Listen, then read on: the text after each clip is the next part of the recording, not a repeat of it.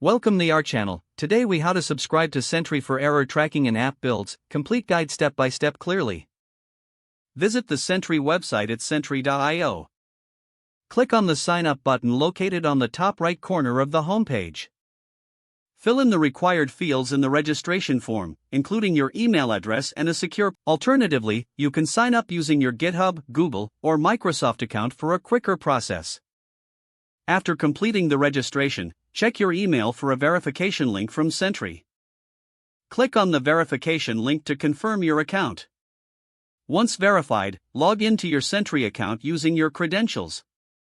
Upon logging in, you will be directed to the Sentry dashboard. To create a new project, click on the Projects tab in the dashboard menu. Select Create Project to begin setting up error tracking for your application. Choose the platform for your project from the available options, such as JavaScript, Python, or .NET. After selecting the platform, Sentry will provide you with customized setup instructions for integration. Follow the specific guidelines provided, which typically include installing the Sentry SDK via your project's package manager. Once installed, configure the Sentry SDK by including your DSN, which you can find in your project's settings. Add the necessary error tracking code to your application, as per the instructions provided. Test your integration by triggering an intentional error to confirm that Sentry captures it. Revisit the Sentry dashboard to monitor the captured error events in real time. Explore other features offered by Sentry, such as performance monitoring and issue resolution tools. Regularly check the dashboard for insights and updates on your application's performance and error tracking status. If the page does not load, refresh the browser or try again in a private or incognito window. Make sure you are using the correct email address, then retype it carefully to avoid small typos.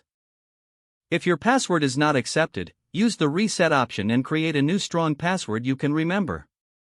Check your spam folder for verification or security emails, then complete any requested confirmation steps.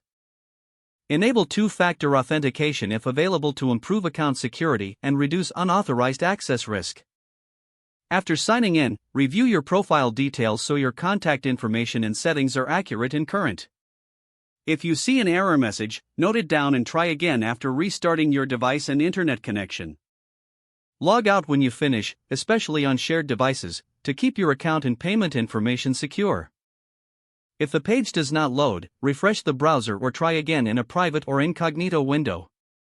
Don't forget to like this video and subscribe to our channel for more step-by-step tech guides.